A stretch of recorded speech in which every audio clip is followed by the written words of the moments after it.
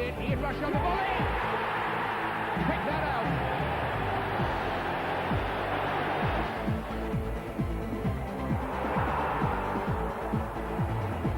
In.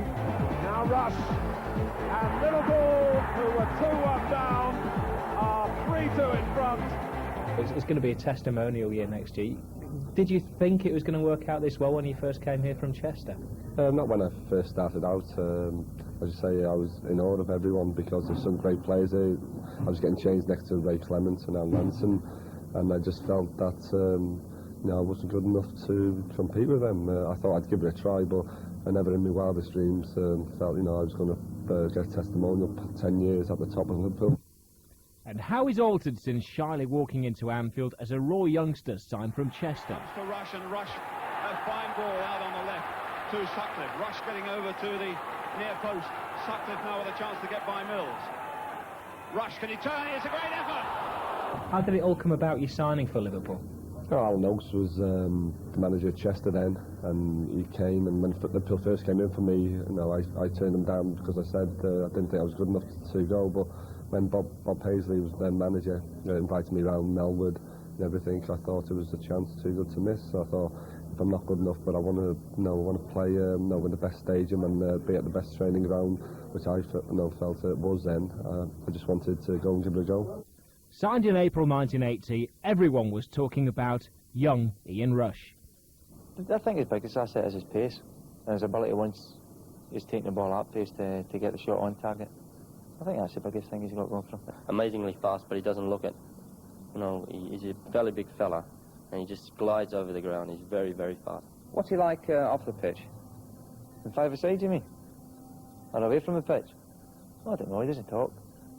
Nobody knows. Well, here's somebody who's really made his mark this season. Come in, Dick Whittington. I must say, I like you. Soon, Rushy was combating any shyness that he had and getting into the ways of being a footballing superstar. If he had problems expressing himself in the changing room, there was never, ever any danger of Rushy being shy on the pitch. Pass meant for Dalglish. But now from Dalglish. Rush had anticipated it, and how he made it play. Dalglish. Good long ball as well for Lee. Little ball forward for Rush, trying to get the turn. It could still fall for him. Oh, it did. Oh, Ian Rush took it so well. Some length on that kick. Rush getting it back to Dalglish, and there goes Rush again. Oh, good try. And a goal. Oh, yes. Here's Souness. And they wanted offside there, and Rush sprung the trap, gets round Stevens, and puts Liverpool in front.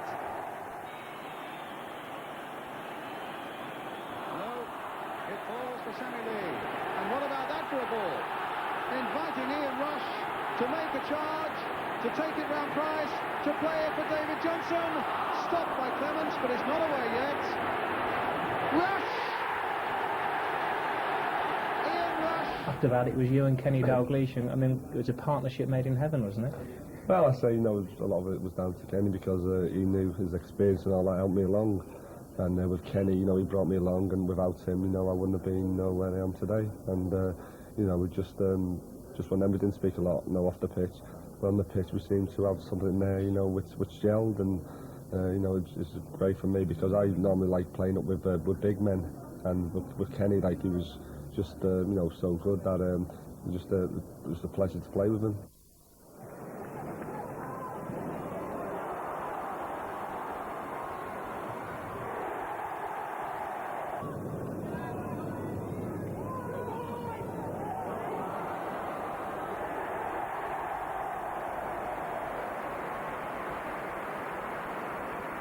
Before going to Italy, you hit that patch where everything that you hit seemed to go to the back of the net, didn't it?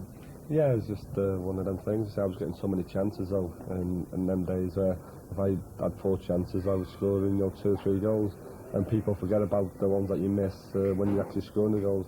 It's only when you don't score the goals and the team don't win, people recognise that, he missed that many a few years ago. He would have scored that, but didn't realise I was still missing them then. It was just I was getting more chances. It's a greater ratio, isn't it? Yeah, so that's the way things goes, and as long as you get in positions to miss the chances, I think that's what you need. For a striker, I think the most important thing is confidence. A little chip there towards Rush. Liverpool have scored a goal. Again, they're in trouble, and Rosenthal hooks it across the middle towards Pemberton, rushes in there, and it's gone in, and Ian Rush has claimed the goal.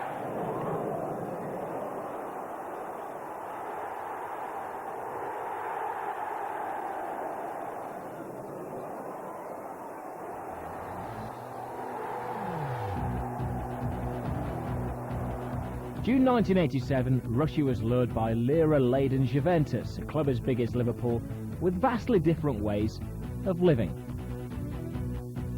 I enjoyed it. It was the best thing I ever done, I think, going there to find out what it was really like to what I was missing at Liverpool.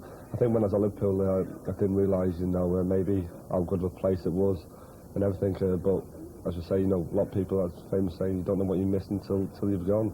And that's happened to me because then I realised how good of a place and how good of a club Liverpool really were then. Now Wheeler. They've quickened the pace up now, Liverpool. Now Mulvey. Now Rush. Yes! And here's Rush. Well, delightful again. Mulvey. Oh, look at the space here now for Wheeler. Dalglish is making a run for him. One player's gone tumbling. And it's played across for Rush. That's another one. And that will make it safe for Liverpool. When I scored against Everton in the '89 Cup final, I actually went in a few days before to see Kenny to say, you know, I didn't really want to be sub for the final because I didn't feel I was good enough to, you know, to let, if I came on, to let the lads down. And Kenny persuaded me to go substitute in that game. And, you know, the rest is history, really. Oh, there's Rush in there. Rush! Goal! Ian Rush! Liverpool back in front.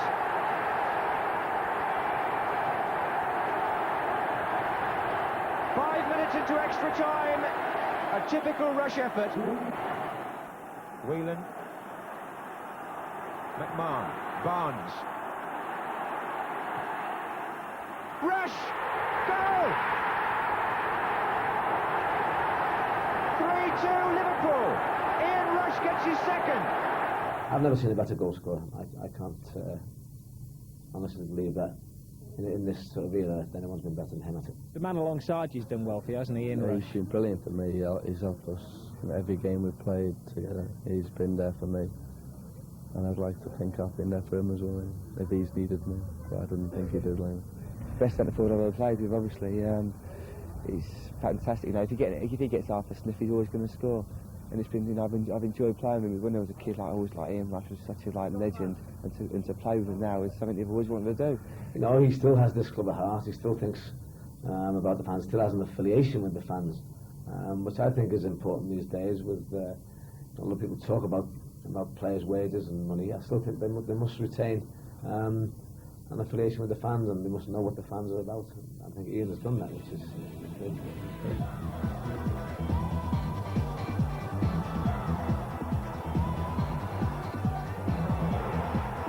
John Barnes, a little pick and a good one. The Rush has scored. Burrows turning it in. McManaman's header, Rush! In towards McManaman's head, and Ian Rush finds the net. He's got it, a youth across. Rush from nil. It's a great ball by Rosenthal. Rush helps himself to it. Rush waiting in the middle.